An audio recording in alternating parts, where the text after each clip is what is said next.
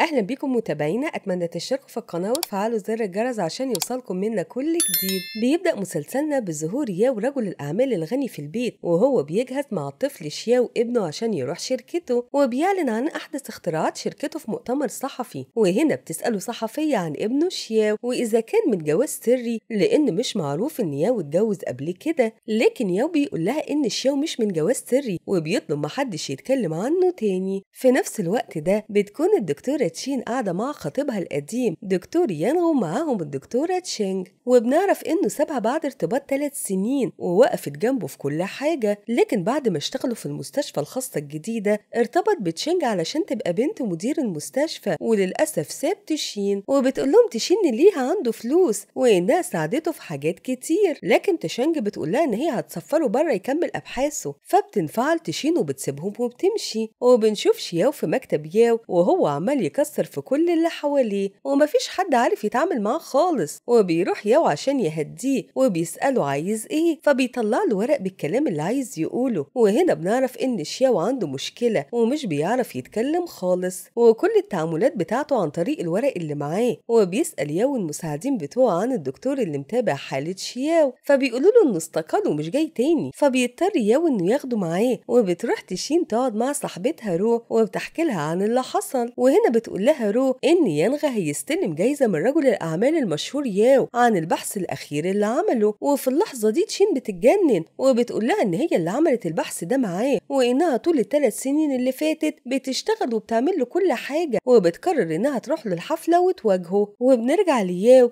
اللي بيكون قاعد يشوف اللايف قبل ما يطلع يسلم الجايزة، وبيمشي شياو وهو مش واخد باله منه، وبيركب شياو الاسانسير وبينزل للدور الارضي. واول ما بيشوف صورة باباه بيحط عليها بوسترات بعض، فبيجي الامن علشان يمنعهم اللي بيعمله. لكن شياو بيخاف منهم، وخصوصا انه مش بيسمح لحد يقرب منه وبيفضل يصرخ. في اللحظة دي بيلاحظ ياو ان شياو مش موجود، فبيطلع يدور عليه بسرعة مع المساعدين بتوعه. ومن اثار الشيبسي اللي على الارض بيروح على الاسانسير وبيعرف انه ركبه، فبيقول لهم كل واحد ينزل يدور في دور. وبنرجع للشياو اللي بيحاول يهرب من الامن وبيخبط في تشين وهي داخله المكان، فبتهديه وبتشوف البطاقات اللي معاه وبتعرف انه بيدور على باباه، وبتديله لعبه من عندها علشان يطمن. وبيوصل مساعد ياو وبيشوف شياو وبيتعرف على تشين وبيشكرها على مساعدتها. وبتطلع تشين علشان تدور على يانغو وتواجهه، وهنا بتشوف ياو داخل اوضه بيدور على شياو، فبتفتكره خطيبها وبتدخل وراه وبتفضل تقول له انه حرامي وانه سرق مجهودها ونسبه لنفسه. ولما النور بينور بتعرف انها كانت غلطانه، لكن بتلاقي شعرها مشبوك في دبوس الكرافات بتاعه، فبتقص عشان تقدر تمشي. والمفاجاه بقى ان كل ده بيكون طالع على اللايف. وبتنزل تشين وبتشوف يانغ وهو مع تشينج، فبتحس بالحزن وبتمشي ومش بتواجهه. وبيجي معاه تسليم الجايزه، وهنا بيفتكر ياو كلام تشين، فبيقرر انه ما يسلمش الجايزه ليانغ. وبيرجع ياو يشيل شعر تشين في مكتبه، وبيقعد يشوف ملفات الدكاتره اللي المساعد بتاعه مرشحهم له علشان شياو، وبيلاقي تشين واحده منهم. وبينام ياو وبيحلم بواحده شافها من 5 سنين في حادثه، ومن اليوم ده وهو بيدور عليها. وتاني يوم بيصحى يلاقي صاحبه هان جاي يقعد معاه، وبيقول على الصوره اللي انتشرت دي مع تشين. وعند تشين بتدخل رو تصحيها وبتقول على الاشاعات اللي انتشرت. وبنشوف ياو وهو بيصحي شياو وبيكون ماشي على كل حاجه بدقه شديده. وهنا بيشوف القماش اللي كان على اللعبه وبياخده وبيستغرب جدا لانه مش بتاعهم. وبيصحى شياو يلاقي القماش في الغسيل، فبيتضايق جدا لان ريحته بتكون اتغيرت ومش بيكونوا عارفين هي جت منين اصلا. وبيروح ياو علشان يشوف المبنى الجديد اللي هيتبرع بيه للمستشفى. وفي نفس الوقت بيكون شياو بياخد جلسه السلوك بتاعته، فبتسمعه تشين وهو بيعيط وبتروح تتكلم معاه وبتقدر تهديه وبتاخده مكان لعب الاطفال. وهنا بيشوفها ياو وبيروح ياخد شياو، وبيتجنن اول ما بيشوفها وبيتهمها انها عايزه تتعرف عليه علشان تتشهر. وبياخد شياو منها وبيمشي، لكن شياو بيقف قدام صورتها وبيطلع القماش بتاعها. وبيعرف ياو ان شياو بيحب تشين، وبيرجع البيت يتكلم معاه وبيعرف منه انه عايزها تكون الدكتوره بتاعته، فبيجيب له السكرتير كل المعلومات عنها. وبيقعد ياو طول الليل يفكر مع هان، وبيقرر انه يجرب يتواصل معاها وبيقول لها تمسك حاله شياو. وتاني يوم بيروح ياو على شركته وبيحاول يكلم تشين، لكن هي بتفتكر ان في حد بيعاكسها، فبيروح لها على المستشفى معاه شنطه فلوس وبيعرض عليها اللي هي عايزاه مقابل شغلها مع شياو. لكن تشين بترفض وبتطرده من عندها، وبيرجع يفكر مع هان يعمل ايه معاها، فبيقول له يبعت لها هدايا وهي ممكن تنسى الموقف اللي عمله. وبالفعل بيبعت لها هدايا كتير ومش بتفهم تشين هو بيعمل كده ليه، وبيمشي وراها بالليل بالعربية وبيحاول إنه يتكلم معاها. فبتقف تسأله عايز إيه وإزاي عرف مكان بيتها، فبيقول لها إنه عرف كل حاجة عنها من الملف بتاعها. وهنا بيطلع مجموعة شباب بيتحرشوا ببنت، فبتقف تشين تدافع عنها وبتواجههم لوحدها. ولما بيجي واحد فيهم يضربها بيتدخل ياو في الخناقة وبيدافع عنها وبيتصف في إيده فبتجيب له علاج وبتقعد تعالجه. وبيظهر إنه موسوس جدا لدرجة إنه كان عايز يروح المستشفى بسبب الجرح البسيط ده. وتاني يوم في اجتماع الشغل بيسأل المساعدين بتوعه لو عايز يتواصل مع حد ما يعرفوش يعمل إيه، فبيقولوا له إنه يحاول يتفاعل معاه في حياته اليومية وبكده هيقرب منه. وهنا بيلاقي إعلان عن يوم للأمهات والأبهات في المستشفى عند تشين، فبيعمل تورته وبياخد شياو وبيروح على هناك. وبتقعد بنت تلعب مع ياو وبيكون مبسوط معاها، وبتيجي تشين وبتشوفهم وبتحاول تجرب تكسب لعبة النشان ومش بتعرف. وهنا بيساعدها ياو وبتكسب، وبترجع البيت وبتقعد تفكر وبتقول إن شكلها كانت فاهمة ياو غلط. وتاني يوم بيشوف ياو اسورة ذكية من اختراعات الشركة، وبيقول الموظف إنها عبارة عن 2 مرتبطين ببعض، وإن اللي لابس واحدة وبيحس بحاجة بتبعت اسورته إشارات للاسورة التانية، وبيطلبوا منه إنه يجربها مع حد. فبياخدها ياو وبيروح على المستشفى، وبيكون شياو مع تشين وبيفضل يراقبها وهي بتتكلم معاه، وبتوعده إنها هتكون معاه في عيد ميلاده وهيقضي يوم جميل. وبتقوله إنها معرفتش تحتفل بعيد ميلادها لأنه كان في ميعاد امتحان الرياضيات، وطبعا الامتحان بيكون ميعاده ثابت كل سنة. لكن الغريب إن شياو بيتضايق وبتحس تشين بكده، وبتطلع تتكلم مع ياو وبتعرف منه إن يوم الحادثة اللي ماتت فيها مامته كان يبقى يوم عيد ميلاد شياو. فبتقوله إنهم لازم يكسروا الحاجز النفسي ده ويبدأوا يخلوه يحتفل بعيد ميلاده، وبتتفق مع ياو إنها تقضيه معاهم. وبترجع تقعد مع رو وبتفكر إزاي ياو يتجوز وخلف في السر، وبتروح على ياو علشان تشوف كروت دعوة عيد ميلاد شياو. وبالليل بيوصلها وبتنام في العربية، فبيلبسها الأسورة من غير ما تحس. وهنا بتصحى فجأة وبتسأله بيعمل إيه، فبيقول لها إنها أسورة للتجربة. وبيرجع يقول لشياو إن تشين هتتعشى معاهم تاني يوم. لكن لما تشين بتصحى بتكون درجة حرارتها عالية، وهنا بتشتغل الأسورة. وبيعرف ياو إنها تعبانة وبيتصل بيها وبتقوله إنها بقت كويسة. لكن لما بتروح الشغل الدور بيزيد عليها، وبترجع البيت وبيكون ميعاد العشاء قرب. وهنا بتدخل تاخد شاور يمكن تفوق. وفي اللحظة دي بيوصل ياو مع شياو تحت البيت، وبيلاحظ إنها اتأخرت، فبيقرر إنه يطلع يشوفها. لكن بتكون سايبة الموبايل بره، وبيقلق ياو عليها وبيفتح الباب وبيدخل عشان يطمن. وهنا بيلاقيها طالعة من الحمام، فبيعتذر لها إنه دخل لوحده، وبيطلع وبيقفل باب الحمام وراه. لكن الباب بيطلع بايظ، وبتفضل تشين تحاول تفتحه لغاية ما بتعرف تطلع أخيرا. وفي الوقت ده بيعرف ياو إنها تعبانة فعلا، فبيدخلها أوضتها وبيدور لها على علاج. لكن بيلاحظ إن الشقة مش مترتبة خالص.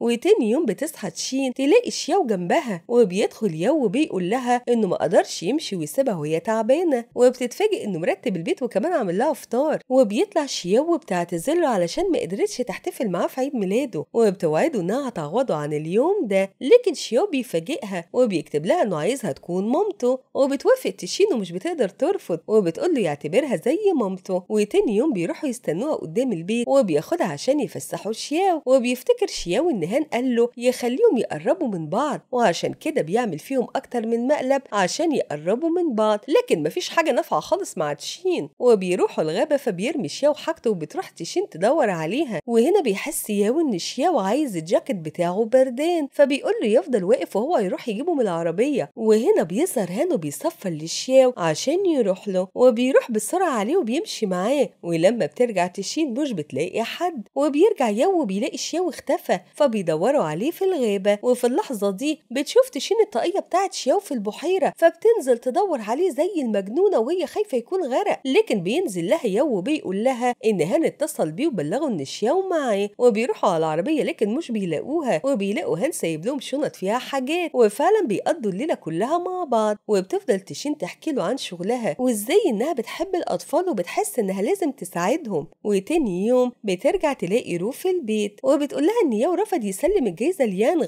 وفي المستشفى بيشوفها يانغ وهي داخلة، وبتيجي تشانج وبتقول لها إن يانغ هيترقى وفي حفلة عشان يحتفلوا بيه. فبتروح تشين مع رو تشتري فستان عشان تثبت لها إنها مش زعلانة ومش هاممها. وبيجي ميعاد الحفلة، وبيجهز ياو شياو لأنه مستثمر كبير ومعزوم على الحفلة. وأول ما بيوصل بتقف بتقف تشينج تتكلم عن الإشاعات اللي طلعت على تشين وياو، وبتطلب من ياو يرد على الإشاعات دي، وبتكون متوقعة إنه ينفي أي علاقة بينه وبين تشين، وطبعا بتعمل كده عشان تحرجها. لكن ياو بيفاجئها وبيعلن خطوبته على تشين، وكمان بيطلب منها الجواز، وبيلبسها خاتم غالي جدا، وبيعلن إنه هيسمي المبنى الجديد اللي بيبنيه باسمها. وبترجع تشين البيت تحكي لصاحبتها كل حاجة، وبتوريها الخاتم قد إيه كبير وغالي جدا، وبتفتكر كلام ياو ليها في الحفلة، وإنه قال لها إنه بيساعدها تنتقم من يانغ وتشينج. وبيرجع ياو يلاقي شياو بيشوف الخبر، وبيفتكر إنه حقيقي، وإن ياو هيتجوز تشين بجد. وتشين بتفكر إنها كانت ظلماه وفهماه غلط، وفجأة الخاتم بيتزحلق منها وهي بتشوفه بيقع في علبة، وهي بتفتكره إنه وقع في التويلت. وبتفضل تفكر مع روح هتعمل إيه دلوقتي، وإزاي هتواجه ياو وترجع تمنه منين. وبيتصل بيها ياو وبيقول لها على شغل عايزها فيه وفي مبلغ كبير، فبتقول إنها كده تقدر تدفع تمن الخاتم، وبتوافق تقابله. وبيروح هان يسأل ياو عن حقيقة خبر الجواز، فبيقول له ياو إنه بيعمل كده عشان مصلحة شياو. وبتروح تشين مع رو على المستشفى عشان الشغل، لكن بتلاقي المبنى الجديد على يافطة باسمها، وبتتحرك جدا، وبتقول لياو إنه كان مجرد عرض مزيف، لكن هو بيقول لها إنه بيطلبها للجواز بجد. وبيروح هان يقعد مع شياو في كافيه المستشفى، ومعاهم الدكتورة اللي بتتابع حالته. فبتيجي تشانج تتنمر عليهم، وبتقول إن تشين بتستغل علاقتها بياو. وهنا بيقرر شياو وهان إنهم ينتقموا منها، وبالفعل بيروحوا يعملوا فيها مقلب، وبيوقعوا عليها حلويات هي وخطيبها. وفي الوقت ده بيكون ياو مع تشين، وبيلاحظ إنها مش لابسة الخاتم، فبتقول له إن هي سايباه في البيت عشان خايفة يضيع منها. وهنا بيقول لها قد إيه هو غالي وإنه ميراث في عيلته. وبتتصل بيها زميلتها وبتقول لها اللي حصل من شياو، ولما بيروحوا بيشوفوا اللي حصل بتتهمها تشينج إن هي عملت كده عن عمد. وبعد كده بيروح هان يقعد مع ياو، وبيقول له إن باباه عايز يجوزه، وإنه بيضيق عليه جدا لدرجة إنه بدل كل الموظفات بتوعه برجالة. وبتروح له تسهر لوحدها، وهناك بتتعرف على هان وبتسهر معاه. وبنروح لتشين اللي بتتمشى وهي بتفكر هتعمل إيه في فلوس الخاتم، وفي اللحظة دي بتشوف قطة على الشجرة، وبتطلع علشان تنقذها وتنزلها، لكن بتحط الأسورة في جيبها عشان ما تقعش منها. وبيلاحظ ياو إن الأسورة لونها اتغير لأنها بتكون وقعت على الأرض وسط الحجر، وبتكون تشين هتقع من على الشجرة، لكن فانغ بينقذها وبيلحقها. وبيطلع صاحبها من زمان من وهم صغيرين، لكن هو سافر كمل تعليمه بره ولسه راجع. وبيديها الأسورة بيقول لها إنه لقاها على الأرض، وبيقول لها تروح معاه لمركز الحيوانات بتاعه عشان يوريها الحيوانات اللي بيراعيها. وفي الوقت ده بيكون ياو راح على بيتها ومش بيلاقيها هناك، وبتشوف تشين القطط والكلاب، وبتقرر تسيب القطة اللي لقيتها لفانغ وتبقى تيجي تشوفها. وهنا بيشوفها ياو وهي راجعة على البيت مع فانغ، وبينزل يكلمها وبيقول لها انها خطيبته ولازم تحترم ده. وفي الشركة بتقول السكرتيرة لياو ان في اشاعات كتير على تشين، فبيقول لها تكلم الإدارة يوصلوا للموقع ويشيلوا كل حاجة. وبترجع تشين على المستشفى تلاقي اليافطة اللي عليها اسمها بتتشال، وصاحبتها بتقول لها ان كل الأخبار اتشالت من على النت. وهنا بتكون في 2 من المستشفى بيتكلموا عنها بطريقة وحشة، فبيروح ياو يدافع عنها وبيقول لهم على إنجازاتها وإنها مش محتاجاها علشان تكون ناجحة. وبتطلع مع تشين على مكتبها وبيطلب ياو منها الجواز بجد، وبيقول لها إنه عرض مغري جدا وإنه عقد لمدة سنة لغاية ما شياو يتحسن، وهيديها مبلغ كبير في المقابل. وبتقعد في البيت تفكر في الموضوع، فبتلاقي مامتها وباباها عندها وبيسألوها عن ياو والخبر اللي لقوه على النت وحقيقة جوازهم. وبيفضل ياو يفكر في علاقة تشين بفانغ، وبيقرر يروح له العيادة ويشوفه بنفسه. وهناك بيقول له فانغ إنها بتيجي للقطة، وبيجيبها له علشان يشوفها لأنه مش بيكون مصدق. وفي اللحظة دي بتوصل تشين وبتشوفهم، وبيسمعهم ياو وهم بيتفقوا على ميعاد للخروج في مطعم بالليل، فبيروح وراهم وبيستخبى وبيفضل يراقبها. لكن صاحب المطعم بيعمل مسابقة للكابلز، وهنا بيخاف ياو إن فانغ يدخل المسابقة مع تشين، فبيروح بسرعة بيحاول يمنعه. وطبعا بتشوفه تشين. وتاني يوم بتكون مامتها في المستشفى عندها، وبتشوف ياو وهو جايب شياو معاه، وبتروح تسأله وبتعرف إنه ابن ياو، فبترجع البيت وبتحاول تستدرج رو عشان تعرف منها أي حاجة. لكن تشين بتوصل وبتلحقها منهم، وبيحاولوا يقنعوها إن ياو عنده طفل وإنها مسؤولية كبيرة، فبتقول لهم إنهم فاهمين غلط وإنه مش جواز حقيقي. وفي اللحظة دي بتتصل بيها رو، فبتنزل لها وبتلاقي ياو تحت البيت، واللي بيديها مهلة 2 أسبوع عشان تاخد قرار في عقد الجواز. وبتفضل مامتها وباباها يطلبوا إنهم يقابلوا ياو، فبتفكر تشين تعمل فيهم مقلب عشان توهمهم إنه مش عاوز يقابلهم. وبتعمل إن ياو بعت رسالة وعاوز يقابلهم في مكان، وإنهم لما يروحوا يقابلوه هي هتبعت رسالة تعتذر فيها، وهم هيفضلوا مستنيين مستنيين ومش هيجي، وبكده هيرفضوا انهم يقابلوه تاني. لكن اللي بيحصل ان الموبايل بتاعها بيهنج والرسالة مش بتتبعت لياو، فبيروح ياو على الميعاد وبيقابلهم. وهنا بتلاقي تشين نفسها قدام الامر الواقع وبتضطر تاخده عندهم البيت، وبيتكلم مع اهلها بكل ذوق وبيوريهم عقد الجواز والمبلغ اللي هتاخده تشين، وبيسألوه عن شياو وفين مامته، فبيقول لهم الحقيقة وانه يبقى ابن اخته اصلا ومش ابنه، وان مامته ماتت في حادثة. وبيتعشى ياو معاهم وبيقضي معاهم اليوم، والوقت بيتأخر فبيدخل ينام عندهم، وبيقول لها ياو انه بيحسدهم على حياتهم وان ليها اهله بيحبوها ومهتمين بمصلحتها. لكن في اللحظة دي بيتصل بيه المساعدين بتوعه وبيعرف ان شياو تعبان جدا وفي المستشفى، فبياخد تشين وبيروح على المستشفى بسرعة، وبتطلب تشين مساعدته عشان تديه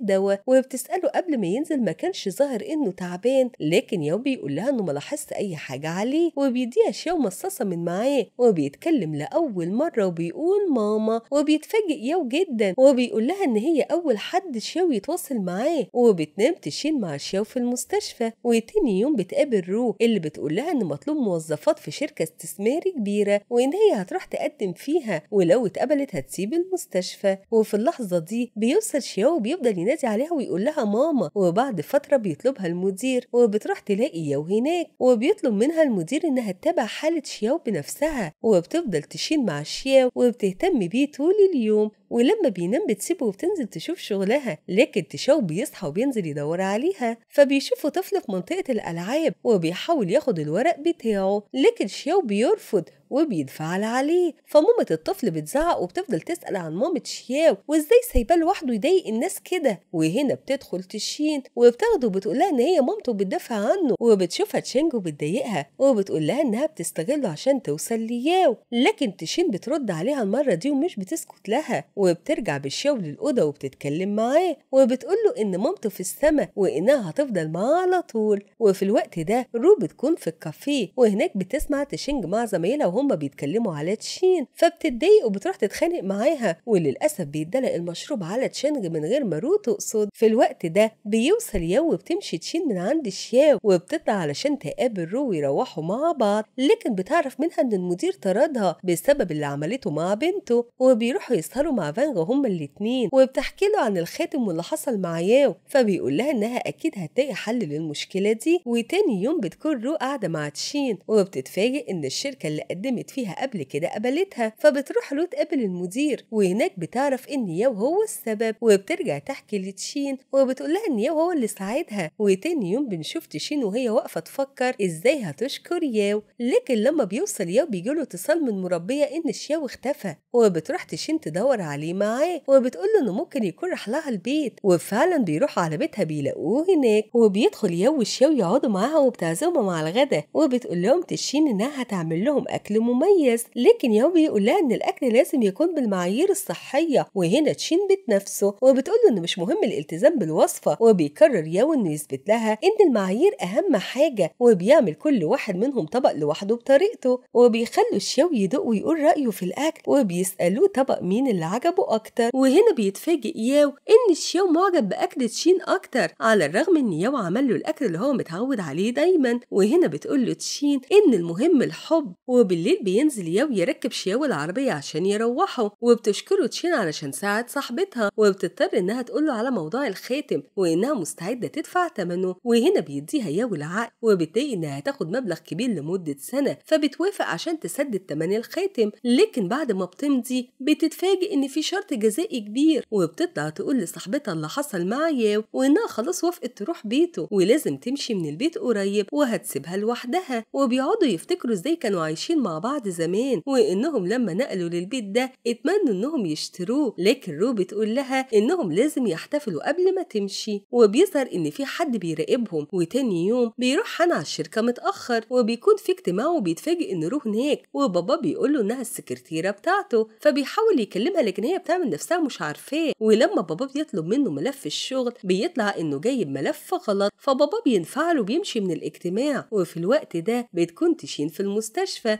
وبنروح لياو اللي بيطلع هو اللي كان بيراقبها، وبنشوف هان جايب له صور ليها مع رو وهم بيحتفلوا بالليل. وبيروح فانج تاني يوم يلاقي تشين بتنقل من البيت وبتحكي له انها اضطرت توافق على عرض ياو عشان تقدر تدفع تمن الخاتم. وطبعا بيتضايق فانغ جدا لان هي هتروح تعيش معاه. وبيرجع مكتبه وبيطلع صورتهم مع بعض وبنعرف انه معجب بيها وبيحبها. في نفس الوقت بيكون هان بيتكلم مع رو وبيحاول يقرب منها ويتعرف عليها اكتر، لكن هي بترفض وبتقول له ان اللي بينهم علاقة عمل. وبتحتفل تشين مع رو وزميلتها في المستشفى قبل ما تمشي. وفي الوقت ده بيطلع السكرتير بتاع ياو وبيقول لها ان ياو اشترى البيت وبيطلب منها تمضي على عقد ايجار من ياو، لكن تشين بترفض وبتقول انها مش واثقه في ياو ومش بتكون فاهمه السبب اللي عمله ايه اللي خلاه يشتري البيت. فبتنزل تكلمه وبتساله عن اللي عمله، فبيقول لها انه شاكك ان الخاتم موجود في البيت وانها لو سابته هي وصاحبتها وحد تاني اجره ممكن يلاقيه وياخده، عشان كده قرر انه يشتريه ويأجره لهم. وبتضطر تشين انها توافق لانه بيتفق على ايجار اقل من اللي بيدفعوه. وبتروح تشين على بيت ياو وبيدخلها وبيعرفها على البيت وبيقول لها تلتزم بالنظام لانه مش بيحب الاهمال. لكن تشين بتقول له ان بيته بارد ومفيهوش اي روح، وبيوريها المكان اللي هتنام فيه وبيطلع عامل لها اوضه صغيره في اوضته عشان شياو ما يشكش في اي حاجه ويعرف انهم بيضحكوا عليه. وبتقول له انهم لازم يمثلوا كويس قدامه وبيفضلوا يعملوا حاجات عشان يخلوه يتاكد انهم بيحبوا بعض، لكن ياو مش بيكون عارف يعمل حاجه. وبتروح رو تدي المدير دعوه لحفله حفيد واحد صاحبه، فبيقول انه عاوز يجوز ابنه هان عشان يجيب له حفيد. وبيبدا ياو يتضايق من تشين عشان وزعت حاجتها في كل مكان وبتصحى تعمل اكل وبيكون حاجات غير صحيه وبيحس ياو بيها، فبيروح المطبخ يشوفها بتعمل ايه، لكن تشين بتخبي عليه وبتداري الاكل منه. وبيوريها ياو الاماكن اللي ممكن تروح مع شياو فيها، لكن بتلاقيها كلها حاجات كبيره على سنه زي المتاحف والحاجات الثقافيه، فبتقول انها هتشوف حاجه مناسبه اكتر. وبنشوف هان اللي بيروح على الشركه فبيلاقي الموظفات رجعت تاني وبيستغرب جدا ومش بيكون مصدق نفسه، لكن بيعرف ان رو هي السبب وانها قدرت تقنع بابا انه يرجعهم. لكن بيظهر انها قالت لهم ان هان بيدور على عروسه، فبيلاقي اهتمام كبير منهم. وبتاخد تشين شياو وبيروح على حديقه كبيره وبتقول له ان دي زي المتاحف بس حاجه طبيعيه اكتر، لكن الجو بيتغير فجاه والدنيا بتمطر. وهنا بتلاقي ياو وراها بالشمسيه وبيطلع انه بيراقبها على طول وعارف كل خطواتها. وبيرجعوا البيت وبيواجهها بالحاجات اللي دخلتها البيت من وراه وبيخليها تطلعها كلها وبيلمها منها وبيقول لها ان كل دي حاجات غير صحيه. فبيزعل شياو وبيقعد معاها وبيقرر انه ينتقم من ياو وبيروح يرسم له على وشه وهو نايم. وبتشوفه تشين وبتاخد القلم وبتكمل رسم، لكن ياو بيصحى وبيمسكها وهنا بتروح رسمه على وشها وعامله انها بتهزر. وتاني يوم بتاخد شياو على جنينه عشان يلعبوا فيها وبيجي فانغ وبيشوفه وبيحاول يتعرف عليه، لكن طبعا شياو مش بيتكلم معاه. وبيعرف فانغ حكايه شياو من تشين فبيقولها على المدرسه اللي هو بيشتغل فيها وانها متخصصه في الحالات دي وانه اذا دخل المدرسه وتعامل مع اطفال زيه هيقدر يتحسن بسرعه. وعلى طول بتروح تشين على ياو وبتقول له على المدرسه دي، لكن ياو بيرفض وبيقول لها انه عرف انها كانت مع فانغ وبيوريها الصوره ليهم مع بعض وبيعترض على المدرسه لانها طبعا فكره فانغ، وطبعا كل ده علشان بيغير منه عليها. لكن تشين بتتمسك برايها وبتقرر تاخد موقف وبترفض انها تنزل تتغدى معاهم. فبيبعت لها رساله وبيقول لها انهم ممكن يتناقشوا مع بعض، لكن هي بتاخد شنطتها وبتمشي عشان تضغط عليه وبتروح تحكي له كل حاجه. وبيفضل شياو يبعت لها رسائل يطلب منها ترجع، لكن هي بتقول له ينام دلوقتي وهي هتبقى تكلمه تاني. واول ما بيصحى شياو بيكون مقرر انه يمشي وبالفعل بياخد حاجته وبيهرب من ورا المربيه وبيروح لتشين على بيتها وبتتصل تبلغ ياو ان شياو عندها عشان ما يقلقش عليه، واللي بيروح بسرعه على هناك عشان ياخده، لكن شياو بيرفض يمشي معاه. وبتطلب تشين من ياو انه يفسخ العقد اللي بينهم، لكن هو بيرفض وبيهددها بالشرط الجزائي. وبعد كده بتروح تقابل فانغ في المدرسه وبيقول لها تشتغل معاه وبكده هتفضل قدام شياو على طول. وفي اللحظه دي بيجالها اتصال من مدير المستشفى انه محتاجها، فبتروح تشوف حاله دكتورها مسافر، لكن الطفل بيكون واضح انه خايف من مامته جدا. وبيفضل ياو يحكي لهان اللي بيحصل من تشين، فبيقول له ان الستات لو قالت على حاجه لا فده مش معناه ان هم رافضينها، وبينصحوا انه لازم يعيد طلبه اكتر من مره حتى لو اتقابل بالرفض. وبنشوف تشين مع المدير والدكاتره في اجتماع وبتقول لهم انها شاكه ان مامه الطفل عندها مشكله نفسيه وان هي لازم تتعالج لان ده اللي مأثر على الطفل، وبتقول انها هتبلغ الدكتور بالكلام ده لما يرجع. لكن تشانج بتقول لها ان هي اللي هتبلغ مامة الطفل، وبالفعل بتروح على طول تكلمها وبتقول لها إن الدكتورة تشين هي اللي قالت إنها مريضة نفسيا وإنها مأثرة على ابنها ولازم تتعالج. وطبعا مامة الطفل بتتجنن وبتروح تقابل تشين وهي منفعلة جدا وبتزقها، فبتقع تشين من على السلم وبيكون يوم موجود لكن مش بيلحقها، وبيطلع إن رجل تشين اتكسرت وبيعالجها الدكتور يانغ، لكن يو بيكون متضايق وعايز حد تاني. وهنا بتقول له تشين إن الدكتور يانغ دكتور شاطر بس مش بتديله فرصة إنه يكلمها خالص في أي حاجة، وبيشيلها يو وبيمشي بيها في المستشفى وبيقعد مع هان اللي بيقوله إن في أخبار ضد تشين، وبيطلع إن في تجمع كبير قدام المستشفى، لكن يو بيكون مطمن عشان تشين في البيت، بس اللي مش بيكون عارفه إن تشين بتكون رايحة المستشفى، وأول ما بتنزل بيهجموا عليها فبترجع التاكسي تاني وبتمشي بسرعة وبتقعد في البيت مع رو فان وبتشوف الأخبار، وبيعرفوا إن مامة الطفل طلعت أخبار كدبة عن تشين واتهمتها إن هي بتسيب الأطفال في نص العلاج، وإن الكلام ده اللي قالته عنها الدكتورة تشينج، وبيقول لها فانغ إنه هيفضل معاها على طول ويحميها من أي صحفي. وفي نفس الوقت ده بيقول يو للسكرتيرة تجيب له كل المعلومات عن مامة الطفل، وبيعرف طبعا إن كل ده بسبب تشينج، وبيروح يقابلها هي وخطيبها وبيقول لهم إنه هيقضيهم وإن اللي عملوه مع تشين لازم يدفعوا ثمنه، وبيروح لها البيت وبيقول لها إنه عايزها ترجع معاه، وبتوافق تشين على طلبه وعلى طول بياخدها على البيت تاني وبيحاول إنه يساعدها في أي حاجة، لكن هي بتطرده بره الأوضة، وبتروح روش الشغل تلاقي هان ماشية كل الموظفات بنفسه وبيقول لها إنه اتغير ومش مهتم بالبنات زي الأول. وفي نفس الوقت ده بتبعت تشين رسالة لياو وبتطلب منه يقابلها هي وشيو في السوبر ماركت، وبالفعل بيروحوا مع بعض وبيشتروا حاجات كتيرة جدا. وفي البيت بتدخل مكتبه تدور على ورق عشان شياو يرسم، فبتلاقي الدرج بتاعه مفتوح وفي صور لبنات كتير وكلهم من ظهرهم، وبتستغرب جدا ومش بتكون فاهمة سبب الصور دي ايه، وبيرجع ياو البيت يلاقيهم بيرسموا وبيقعد يرسم معاهم، وبعد كده بيساعدها كمان تغسل شعرها، وبيرجع المكتب بتاعه بيطلع الرسمة اللي رسمها زمان للبنت اللي ساعدته يوم الحادثة وانه ما شافهاش غير من ظهرها، ومن اليوم ده وهو بيدور عليها. وبيجي ياو مع المحامي وبيقول لها على اللي هيعمله، وبتحاول تشيل انها تعترض لكن ياو مش بيديها فرصة، وبعد ما المحامي بيمشي بتروح لياو المكتب وبتقول له انها مش عاوزة تقاضي حد، لكن ياو بيرفض وبيقول لها انه لازم يوقفهم عند حدهم، وبيفضلوا يتكلموا لكن هو بيرفض. وفي شركة هان بيروح يتكلم مع رو وبيشوفهم باباه وبيحس انهم معجبين ببعض، وبنرجع لتشين اللي بتجيب كتب اطفال والغاز وبتوريها لشياو وبتقول لياو انه بيجيب له كتب اكبر من سنه، وبيفضلوا يلعبوا مع بعض، وبتفضل تشين ورا ياو عشان يلغي القضية لكن هو بيستمر في الرفض، وبيروح ياو يقابل مامة الطفل وابنها وبيقول لها انه هيتخلى عن القضية لكن على شرط انها تتعالج وكمان تنزل خبر تكذب فيه اللي قالته عن تشين، وبيوعدها انه هيصرف على الطفل وهيساعدها في تعليمه، وبتعرف تشين فبتروح تشكره وبيكون في مكتبه، وبعد ما بيمشي بيقع كتاب من تشين وبتلاقي فيه صورة قديمة لياو مع بنت جميلة واخوه ومراته، وبتفضل تفكر مين البنت اللي جنبه دي، فبتدور على الشائعات اللي طلعت عليه زمان يمكن توصل لأي حاجة تساعدها، وبتتفاجئ ان ياو تعبان جدا فبتديله علاج وبتشربه شوربة بالعافية، وبعد ما بيخف بيجيب له هان صور تانية لبنات كتير لكن برضه مش بتكون البنت اللي بيدور عليها فيهم، وبتروح تشيل مكتبها الجديد في المدرسة وبتفضل تفكر في اللي حصل بينها وبين ياو، وبنروح لهان اللي بيصحى من النوم يلاقي رو قدامه وبيطلع ان باباه هو اللي قالها تشتغل معاه وانه طلب منها تحاول تخليه يحبها، لكن هان بينزل وبيسيبها لوحدها وبيمشي، وبتحاول تتكلم معاه لكن هو بيستمر في تجاهلها، وبتروح تشين تقعد مع رو وبتقول لها على الصور اللي شافتها عند ياو، فبتركبها رو علشان تروح على بيت ياو، لكن تشين بتفضل تبعت لها في رسايل طول الليل، وفجأة بتلاقي انها بعتت رسالة غلط لياو، فبيجي لها الأوضة وبتعمل نفسها نايمة، لكن هو بيدخل وبيقول لها ان ممكن يجاوبها على اي حاجة عايزة تعرفها، وبترجع تكلمه عن المدرسة تاني وبتقول له انها هتكون مع شياو على طول، وبنشوف ياو بعد كده بيتصل بالمدرسة وبيقول لهم انه عاوز يتبرع بمبلغ كبير لكن على شرط انه يعرف كل حاجة عن المدرسين الأول. ولغاية هنا بيخلص الجزء الأول من مسلسلنا، أتمنى تشتركوا في القناة وتفعلوا زر الجرس